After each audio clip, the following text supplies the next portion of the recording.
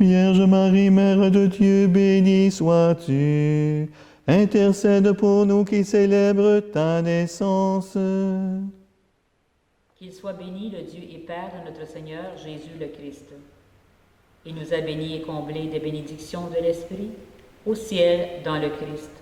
Il nous a choisis dans le Christ avant que le monde fût créé, pour être saints et sans péché devant sa face, grâce à son amour. Il nous a prédestinés à être pour lui des fils adoptifs par Jésus le Christ.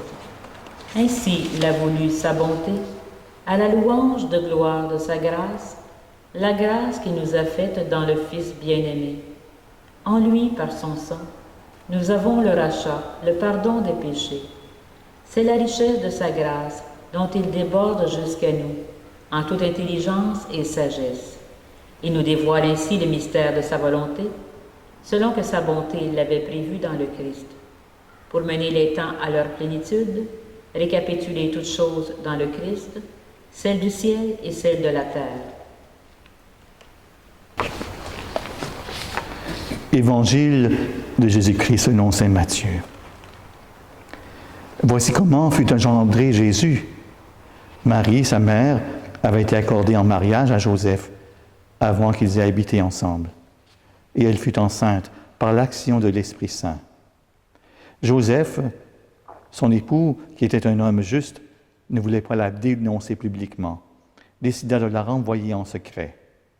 Comme il avait formé ce projet, voici que l'ange du Seigneur lui apparut en songe et lui dit « Joseph, fils de David, ne crains pas de prendre chez toi Marie, ton épouse, puisque l'enfant qui est engendré en elle vient de l'Esprit Saint. Elle enfanta un fils, et on lui donna le nom de Jésus, c'est-à-dire le Seigneur sauve, car c'est lui qui sauvera son peuple de ses péchés. Tout cela est arrivé pour que ça soit accompli la parole du Seigneur, prononcée par le prophète. Voici que la Vierge concevra et l'enfantera un fils. On lui donnera le nom d'Emmanuel, qui se traduit Dieu avec nous. Il est probable que l'Église de Jérusalem, au Ve siècle, fut la première à honorer le souvenir de la nativité de Notre-Dame, qu'elle célébrait dans une basilique proche de la piscine de Bethesda, sur l'emplacement de la maison où, suivant la tradition, serait née la Vierge Marie.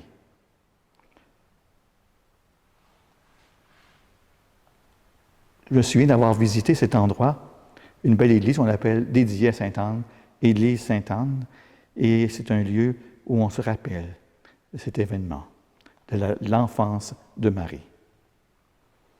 Depuis le XIIe siècle, elle a pris le nom de basilique Sainte-Anne. La naissance de la Vierge Marie marque l'avènement au cœur de notre monde de ténèbres de la première des rachetés, la première qui a resplendi la lumière du Christ.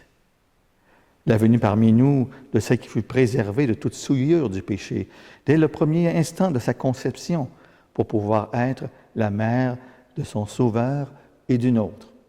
C'est pourquoi que quand on fête l'Immaculée Conception, 8 décembre, on a mis la logique de fêter la naissance le 8 septembre.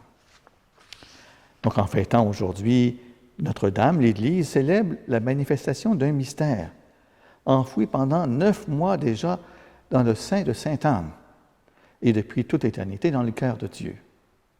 C'est pour satisfaire à cette double exigence de la justice et de la miséricorde que le Verbe fait chair, devenant le médiateur d'une alliance nouvelle. Nous fêtons donc une petite bambine en la naissance de Marie. Une question s'impose. Pourquoi célébrons-nous la nativité de la Vierge? Mais juste avant, si jamais vous avez l'occasion d'aller à l'église, la nativité de la Vierge Marie à Beauport, on a justement une statue d'une Vierge couchée dans son berceau, tout en plâtre. Elle est très belle et à des moments rares, ça m'est arrivé quand j'ai passé comme vicaire dans ce coin-là, à Beauport, on a pu ouvrir pour y insérer des prières de la communauté. Donc, 3 motifs pour célébrer la fête aujourd'hui. Nous célébrons d'abord la venue en ce monde d'une sainte. On est d'accord là-dessus. Et même la plus grande sainte parmi les humains de cette terre, à ce qu'on connaisse. Si l'Église fête solennellement la naissance de Jean-Baptiste parce qu'il fut sanctifié dès avant sa naissance dans le sein de sa mère, Marie, elle doit être célébrée, on doit ensemble comme Église célébrer la naissance de la toute sainte, l'Immaculée. Cette nativité signifie l'apparition au cœur de notre monde de la première créature restaurée par la grâce dans sa conception originelle. Deuxième motif de fêter aujourd'hui, cette fête inaugure le plan de Dieu et sa réalisation avec la venue dans ce monde de la personne de son Fils Jésus pour sauver les hommes et les femmes. Avec la naissance de la Vierge, le projet de salut du Très-Haut sort de sa phase préparatoire, entre dans sa réalisation concrète. La mère célèbre le Fils sans lequel elle ne pourrait exister. La reine prépare la venue du roi. La fiancée veille sur l'attente de l'époux. Enfin, l'Église s'intéresse à l'enfance de Marie parce que dès sa conception, le Père, le Fils et l'Esprit Saint lui portent une attention toute particulière. Donc, elle avait un grand jeu avec la Trinité. Je ne suis pas sûr qu'elle a compris tout de suite, mais elle a compris tranquillement durant son cheminement. Comment le Père, qui a tissé l'humanité de son Fils sur la trame constituée par le corps de la Vierge, pourrait-il se désintéresser de sa croissance? Comment l'Esprit pourrait-il demeurer indifférent à la maturation de celle qui deviendra son épouse? Comment le Fils ne prépara-t-il pas son incarnation en demeurant particulièrement proche de sa future mère? C'est donc parce qu'elle est, dès les premiers instants de sa vie, le temps parfait de la Trinité que nous célébrons la venue en ce monde de la Vierge Immaculée. Ajoutons une prime, une autre dernière raison. Marie accomplit dans sa vie le parcours de tout chrétien et chrétienne, est appelé à se réaliser, devenir ce que nous sommes appelés par Dieu, par l'action de l'Esprit Saint. Elle l'a vécu. À la question que Jésus pose plus tard, « Qui est ma mère? Qui sont mes frères? » Jésus répond, en tendant la main vers ses disciples, « Voici ma mère et mes frères, celui qui fait la volonté de mon Père qui est aux cieux. Celui-là est pour moi un frère, une sœur, une mère. » Bien plus que saint Paul, Marie peut nous dire, « Soyez mes imitateurs, comme je suis moi-même du Christ. » Donc, en célébrant aujourd'hui la Nativité de la Vierge Marie, l'Église veut rendre un hommage respectueux à celle que Dieu nous donne comme modèle de disciple de son Fils. Saint Pierre d'Amiens exhortait en disant « C'est le commencement du salut, l'origine de toute fête. Voici qu'est née la mère de l'époux. À bon droit, l'univers aujourd'hui tressaille. Et l'Église, pleine d'allégresse, chante le cantique des noces de l'époux et de l'épouse. » Nous fêtons donc aujourd'hui solennellement, en ce jour, la naissance de la Vierge Immaculée. Donc, dans quelques années plus tard, la chair du Christ, sainte, sans tache, innocente, prendra l'origine, nous dit le pape Pie X qu'on fêtait récemment. La nativité, ô Vierge Mère de Dieu, annonce la joie de tout l'univers. De toi resplendit le soleil de justice, le Christ, notre Dieu, effaçant la malédiction, il apporte la bénédiction en confondant la mort et nous donne la vie éternelle. Intercède pour nous, Sainte Mère de Dieu, obtiens-nous de ton Fils la grâce du salut. Amen.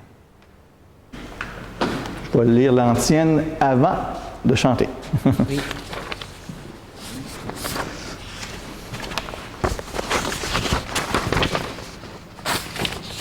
Votre lumière est toujours allumée, les deux?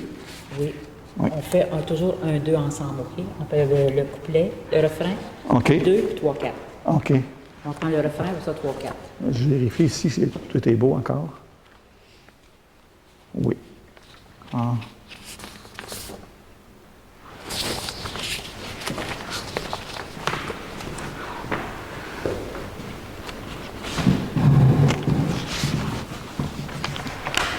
Magnificat et suite de la Nativité de la Vierge Marie.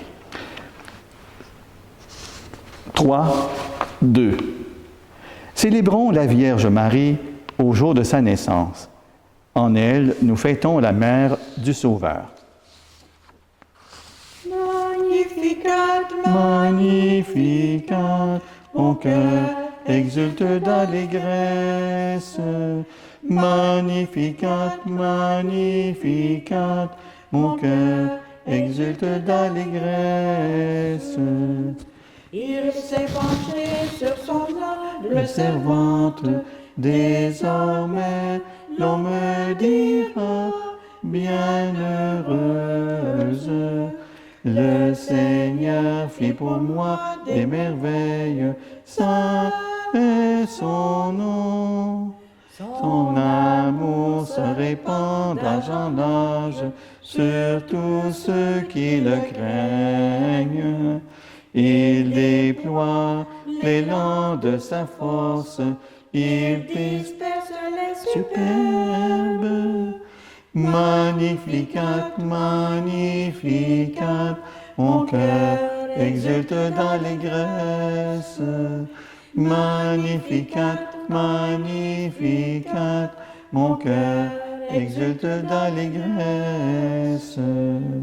Il renverse les grands de leur trône, il élève les humbles, il remplit le cœur de ses pauvres, il déjoue la main des riches. Il relève Israël, son Père, car il tient ses promesses. Il bénit Abraham et sa race, à jamais dans sa tendresse. Magnificat, Magnificat, mon cœur exulte d'allégresse. Magnificat, Magnificat, mon cœur exulte d'allégresse.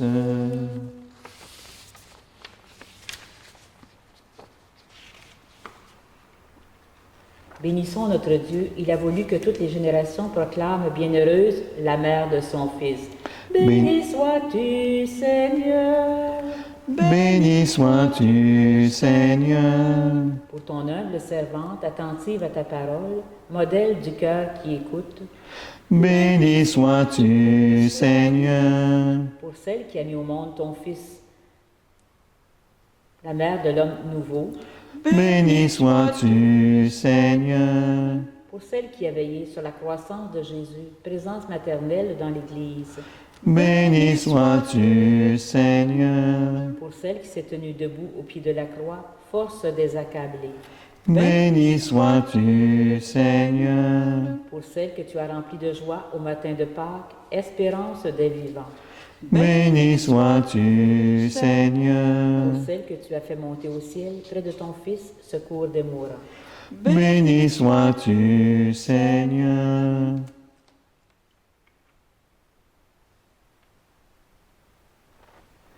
Notre Père, Qui qui es aux cieux, que ton nom soit sanctifié, que ton règne vienne, que ta volonté soit faite sur la terre comme au ciel.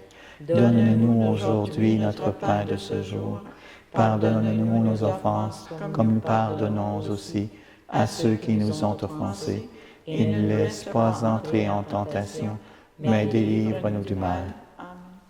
Ouvre à tes serviteurs, Dieu très bon, tes richesses de grâce, puisque la maternité de la Vierge Marie fut pour nous le commencement du salut, que la fête de sa nativité nous apporte un surcroît de paix par Jésus-Christ, ton Fils, notre Seigneur. Amen. Le Seigneur soit avec vous. Et avec votre esprit. Que Dieu Tout-Puissant vous bénisse, qui est le Père, le Fils et le Saint-Esprit. Amen. Allez dans la paix du Christ. Nous rendons grâce à Dieu. Bonne soirée. Bon appétit à tout le monde.